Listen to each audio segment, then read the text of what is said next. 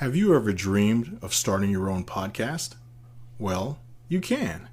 It's simple, it's easy, and best of all, it's free. By going to Anchor.fm, you can start your own podcast today and have your own show up and ready to go. Anchor's graphic user interface is user-friendly, and you get paid for your content by setting up a Stripe account. Go to Anchor.fm. Again, that's Anchor.fm, and start your podcast today. Welcome to the Living Healthy Podcast, where you can improve your quality of life by making solid and informed decisions. I'm your host, Eddie Randall.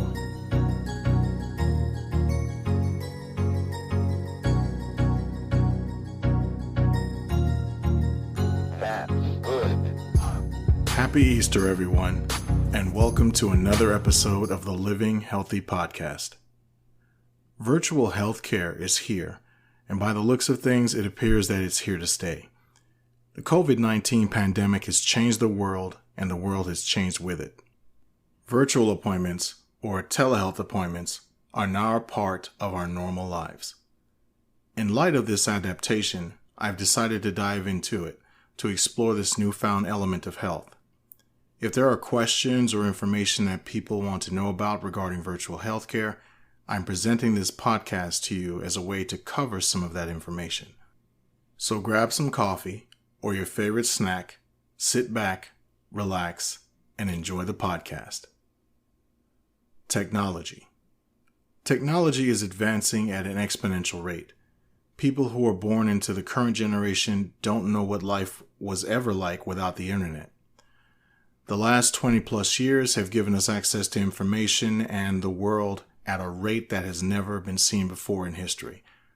With the convenient and sometimes mind-boggling technology that goes into cars, modern homes, computers, televisions, and cell phones, it's no wonder that it has also crossed over into healthcare. Let's take a brief look at what gave rise to telemedicine, where it all started. In the 1920s, Haukeland Hospital in Norway began using a two-way radio to give medical advice to medical staff who gave care to patients while traveling abroad. In 1924, there was a magazine called Radio News. It was created by Hugo Gernsback, and it focused on radio and technology of the time. The April edition of that year depicted a young patient on the cover receiving care from a doctor via a television and a microphone. This was a glimpse into what the future of healthcare could possibly be. If you're interested in checking out that magazine, I found a PDF link to it online, and I'll place that link in the description of the podcast. Pre-COVID-19. Telehealth appointments and virtual healthcare were used and continue to be used steadily way before the coronavirus pandemic. Since the pandemic, it has taken off, and as with the virus, it is now a common part of our everyday lives. If you think about it, politicians, movie stars, professional athletes, and wealthy people typically don't go to their doctors. Their doctors usually come to them. As an example, many politicians can simply call their doctor at 2 a.m. if they start to feel ill, and the doctor may come over to their mansion or call in something for them and have it delivered, or simply video chat or have a phone conversation about their condition and treatment. Certain people, due to their status, wealth, or popularity, cannot go to normal places every day like you and I can.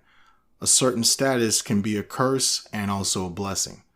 Needless to say, I make a point of this to illustrate that telehealth and virtual healthcare have been here all along.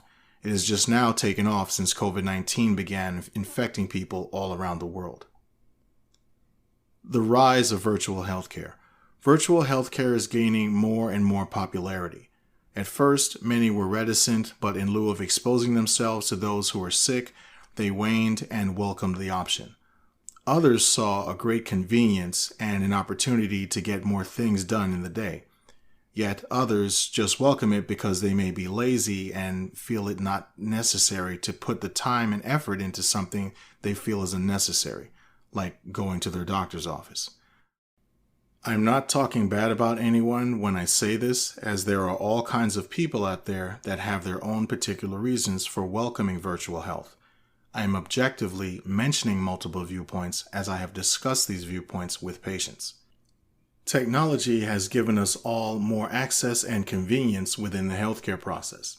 For example, calling in prescriptions electronically became the norm back in 2007.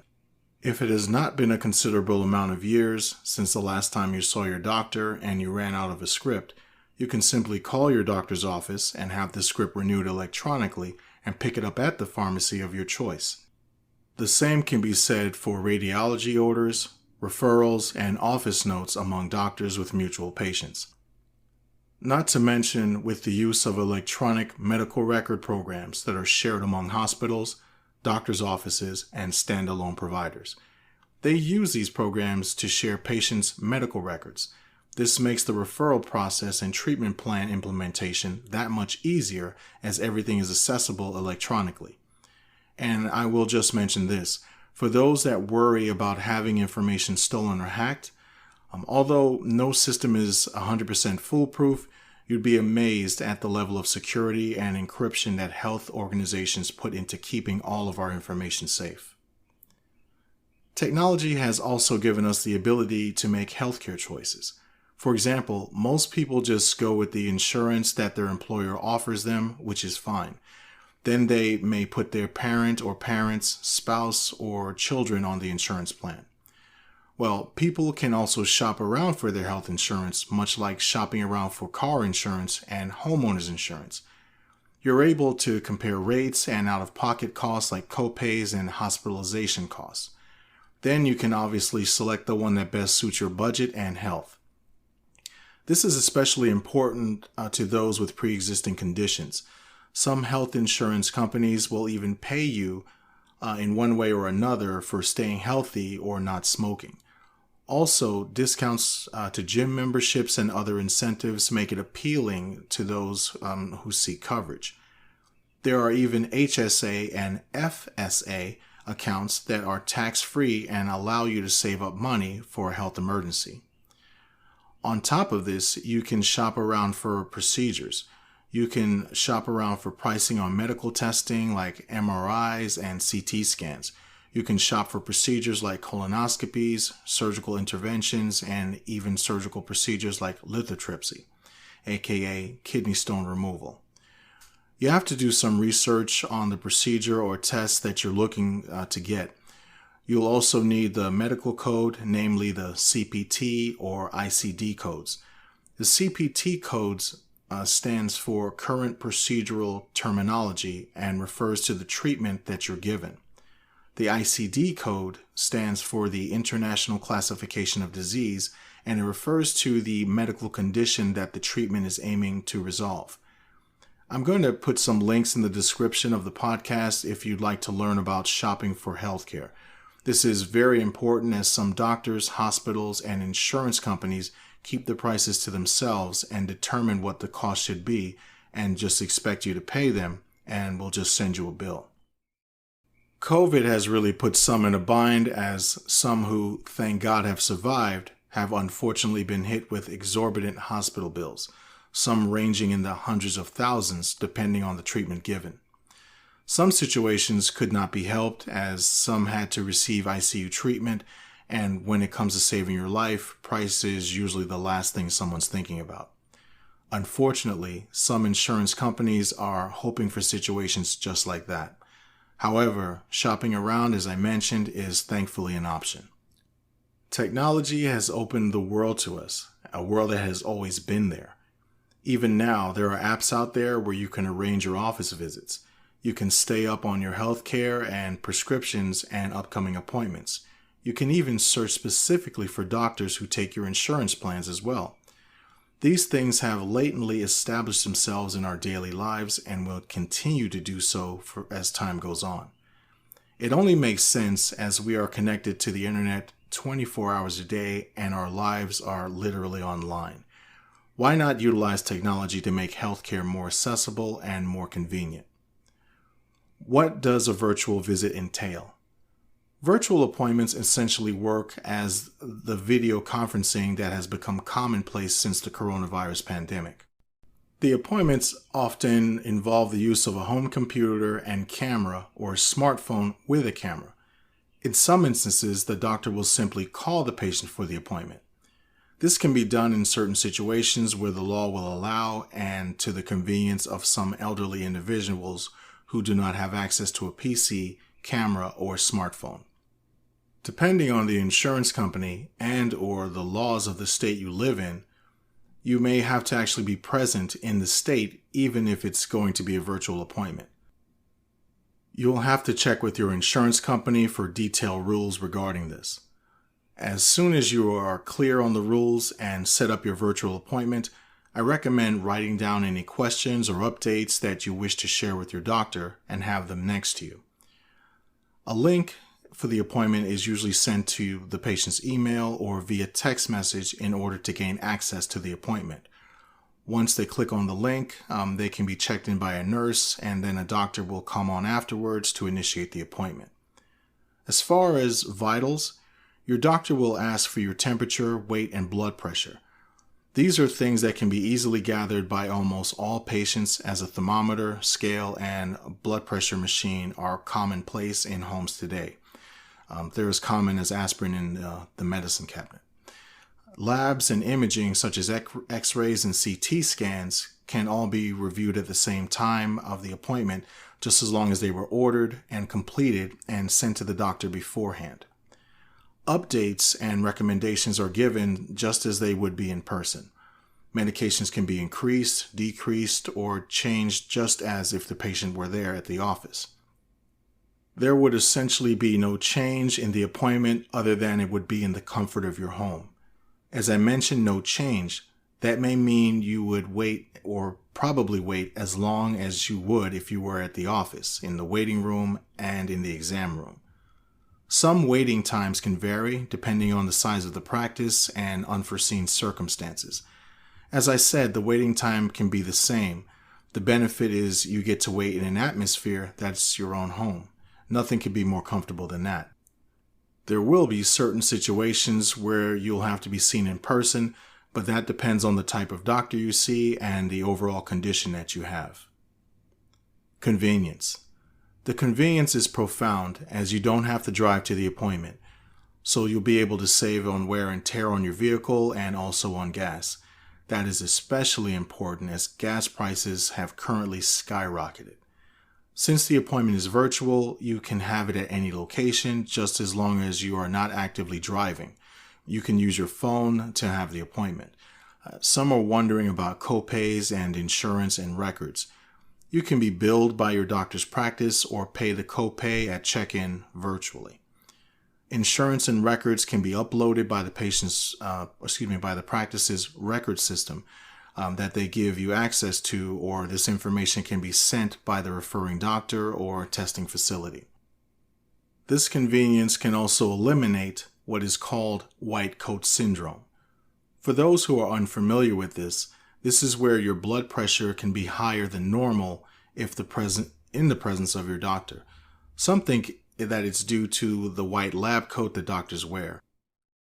Some say it's due to the driving and hustle of making it there on time. Yet others say it's due to the anxiety and social awareness that is put on us when simply around other people when we go to the doctor's office. Lastly, others would say it's due to the patient's kid or kids choosing the doctor's office to wreak havoc and misbehave. This does put added pressure and stress on the patient. Whatever the cause, the convenience of virtual appointments and being able to take your vitals at home will no doubt eliminate white coat syndrome.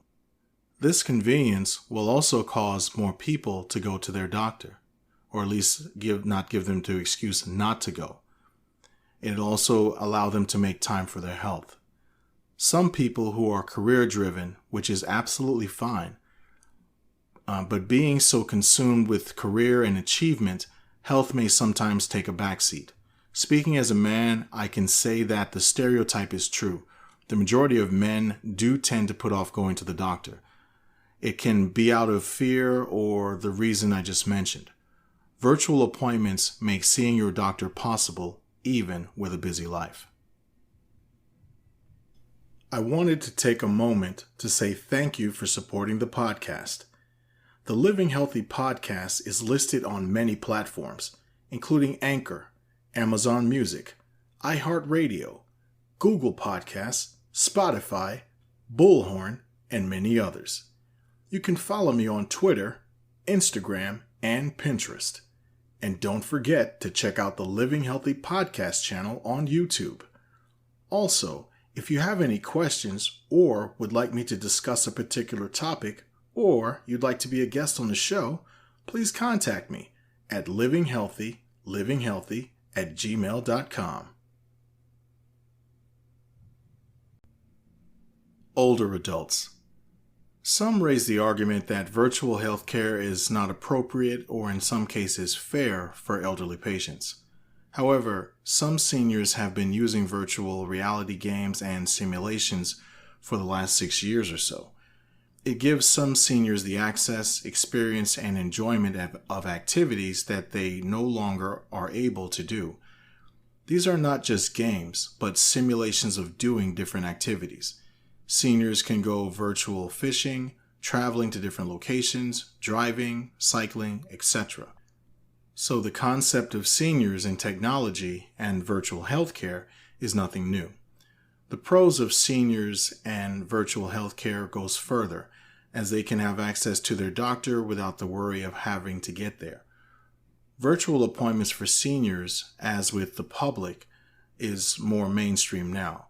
Granted, some seniors who are not tech savvy may need help from a family member or friend to help them with their appointment.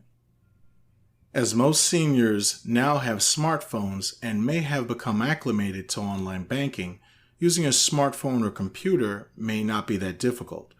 Personally, I have seen that most seniors have no issues with virtual appointments other than technical issues that may arise on the doctor's end or on the patient's end. I imagine that it helps those seniors who do not wish to drive or are unable to do so. That being said, most people put a stigma on seniors and their ability to drive. News outlets often list the age of an elderly person if they are involved in an accident, especially if it's a single car accident. I've been driving long enough to see the difference, as the majority of young and inexperienced drivers tend to be at very high risk in comparison to senior drivers. I just wanted to mention this as my opinion on this matter is relevant to the topic of virtual appointments and senior citizens. Aside from a possible lack of being tech savvy, other cons include a senior not being able to see the screen properly or the inability to hear their doctor properly through the speakers of the phone or the computer. The circumstances around the health issues of the patient, young or old, will usually dictate if a virtual appointment would be the best option to partake in. You'll have to discuss your options with your doctor, and your doctor will make the appropriate accommodations for you if your appointment will have to be virtual and the doctor finds that'll benefit you the best. Pros and cons of virtual visits. It almost goes without saying how convenient virtual appointments are. You can literally be anywhere and have the appointment as long as you have a smartphone and access to the internet. Other pros include getting a bit more sleep and the ability to save on gas and vehicle wear and tear, as I had mentioned earlier. More importantly, you do not have to expose yourself to people who have certain communicable diseases. I'm not saying this in a manner of being scared to be around people. I'm saying this in a manner of looking out for your best health interest, especially in a country where the healthcare system seems to care more about profit than the patient. We do have a good system, but it's also good that virtual appointments allow us to have an extra barrier of safety. In addition, some patients may feel more at ease when discussing personal conditions. Some people still feel embarrassed discussing certain things. It's understandable because we're all human. However, when it comes to healthcare professionals, I can assure pretty much all healthcare providers have seen every single type of unbelievable situation, especially if you work in an emergency room, urgent care center, or surgical unit. Being at home one-on-one in your own personal setting not only stops white coat syndrome, as I had already mentioned, it does also open the doorway to allow a more relaxed conversation between provider and patient. As beneficial as virtual appointments are, there are cons to having them as well. If you can remember back to the start of the pandemic when multiple people got together to have virtual meetings, there were some security risks, which in the end had boiled down to the administrators of the meeting not having a hard enough password. Some literally had the password of 1234. Some were able to hack the meetings and listen in where they were not wanted, and in some juvenile instances, they actually disrupted the meeting by taking over the feed and playing some sort of video. Or they would just blurt out profanity and ended up just becoming a nuisance. Thankfully, virtual appointments with your doctor are never in a group setting and are essentially one-on-one, with the exception of a minor with a parent or an elderly parent with their adult child. The security issue here would be the safety and security of the internet encryption and the type of software program that's being used. This includes uploading sensitive information, in particular for new visits, where they would need your ID, social security number, insurance card information, and credit card information. This information sits in a database. Granted, for years, we have all been putting our sensitive information on databases, whether it be for employment or online banking. I'm bringing this up because it is a con, or can be a con, for having a virtual appointment where we put ourselves at risk. That being said, every time we swipe our debit or credit cards, we put ourselves at risk. The security around doctors' offices and hospitals where patients' information is maintained is usually some of the very, very best. Another con would be an elderly patient who's not tech savvy or cannot see well enough to click on the links or feel comfortable knowing they can have their appointment. A lot of anxiety can build up from an elderly patient trying to use technology that they did not grow up using to stay up on their health and maintain a relationship with their doctor. This stress is not needed, especially when you're trying to live out your golden years in peace. Another issue could be if the feed drops or the patient momentarily loses power. They will have to log back on and may not be able to finish the appointment. Depending on how large the practice is, the patient may have to wait months to schedule another appointment. This in order just to finish getting answers from a virtual appointment that ended prematurely due to a technical issue. That being said, some providers recognize the plight that virtual appointments may pose on the elderly.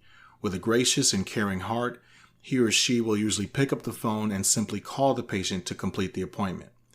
Some may have phone appointments only, but that depends on the laws of the state and the rules of the insurance company that you're insured with. At the end of the day, I'm happy for the availability, flexibility, and convenience of virtual appointments.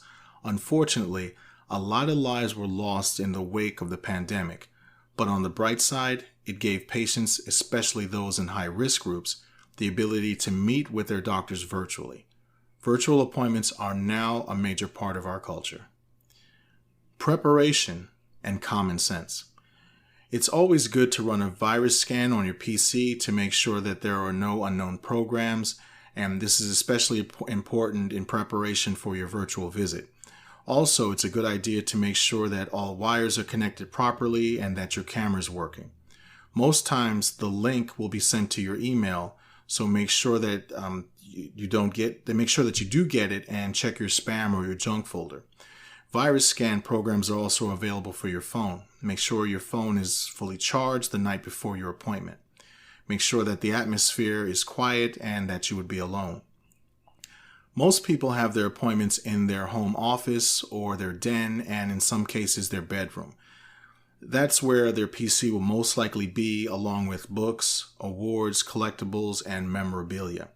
I mention this for two reasons. One, to make sure that the room you have your appointment in is clean, and to make sure that the room does not have anything that you don't want others to see on camera.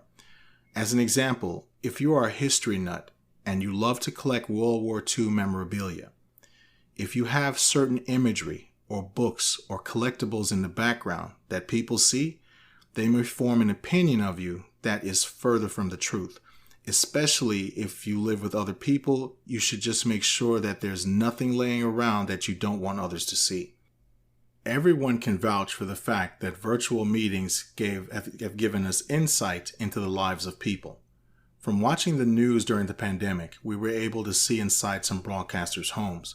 We were able to see their degrees and books in their bookcase that they love. With sportscasters, you were able to see the same thing in addition to sports memorabilia. Just be wary of this, and I'm not trying to scare people from doing virtual appointments, just making you aware to check the surroundings before you turn your camera on. Also, if you share the home with others, as most do, make sure that they are aware that you're doing a virtual appointment. We have all seen or heard about those embarrassing situations where a man's having a virtual appointment or a Zoom meeting for work, and his wife comes out of the shower and drives off in the same room, unaware that she's exposed until someone who's watching the meeting from a different location and lets the person know what's happening. How do health insurance companies handle virtual appointments? Pretty much all insurance companies offer coverage for virtual health or telemedicine appointments. Most private insurance companies have gotten on board and have moved forward with this option. Medicare also covers telehealth appointments. In addition, some Medicaid programs will cover telehealth appointments as well. Granted, each state has its own rules and regulations, so if you're unsure or just want to make sure that you don't have any unexpected expenses, you can check with your insurance company beforehand. As I had mentioned earlier, some states require you to be in the state that the doctor is in order to receive care via your virtual appointment. During the pandemic, some of these rules were waived in lieu of spreading the virus. Patients in some states were able to have virtual appointments with their doctors being hundreds or thousands of miles away. Most people identify the problem as the bureaucracy of state laws, as each state has its own licensing process and procedures to adhere to.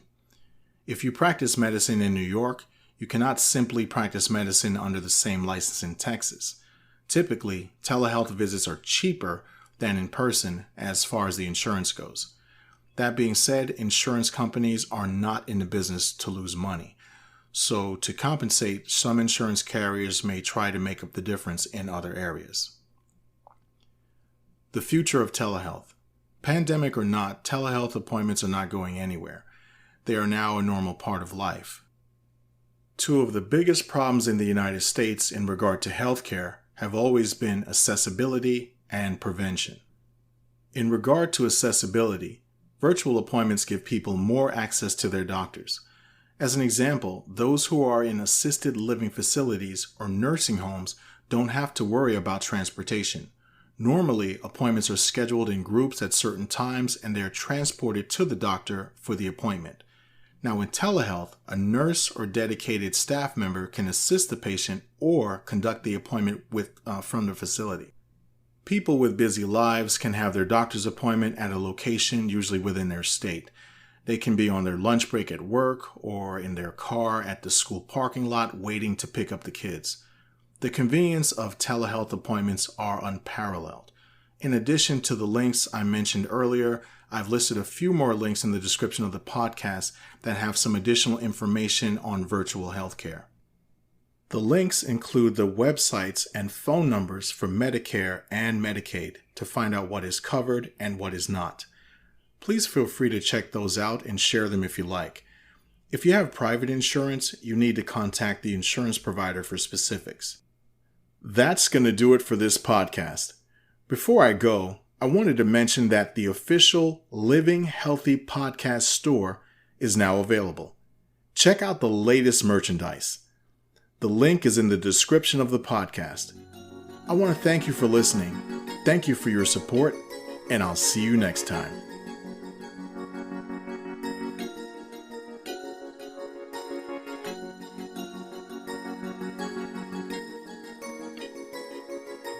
And remember, living healthy creates a better you.